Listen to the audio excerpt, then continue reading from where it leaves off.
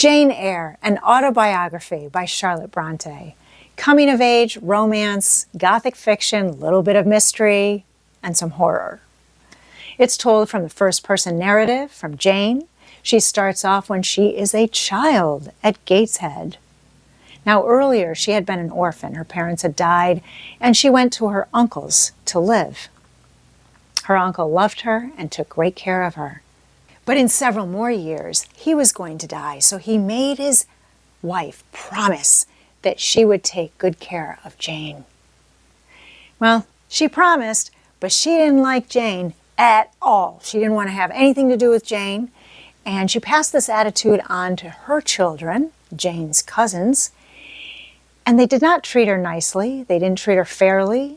Often she was not even included in the holidays of the family. It was a hard beginning, but there's a reason for this hard beginning, because we get to see that Jane has an inner strength, and she's got a determination to speak her mind. And when she does start doing that, her aunt doesn't want to hear it, and eventually has her sent to Lowood boarding school for girls, which wasn't a well-to-do school, but Jane makes the best of it. She learns to be a teacher and eventually gets hired as a governess by Mr. Rochester, and eventually a romance will develop.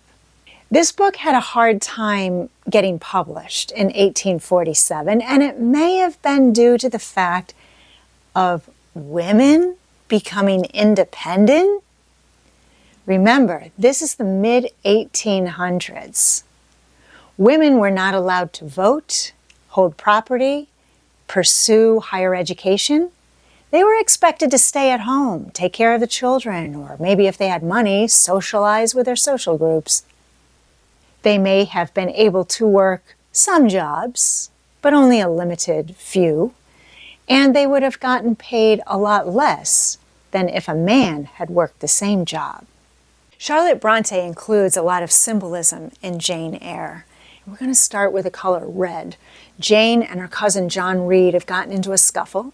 Jane gets blamed for it and is sent to the red room. Red curtains, red carpet, reddish, heavy, dark furniture. It's not a comforting room. But the color red symbolizes the strong passion and anger that Jane is feeling from being mistreated. She spends many hours crying in that room. But as nighttime approaches, through the blinds, she can see the moon. Now, the moon can be a comforting, guiding light, and it definitely will be later in the story. But it also is a symbol for change. The moon goes through a lot of phases in a month. So whenever we see or hear the moon, there's going to be a change coming up for Jane Eyre. There are other symbols in the story as well. Thornfield Hall, the chestnut tree, and I'm not going to tell you about those because it's going to give away too much of the story. There are also birds. Birds fly free. They're a symbol for independence and hope. I loved reading Jane Eyre. First, it's an older story and it doesn't have all the modern day technology. It's about an atypical woman in the mid-1800s who becomes independent and has adventure.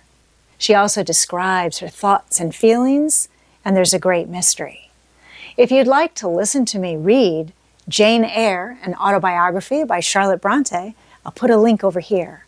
Thanks for watching, keep reading, and have a great week.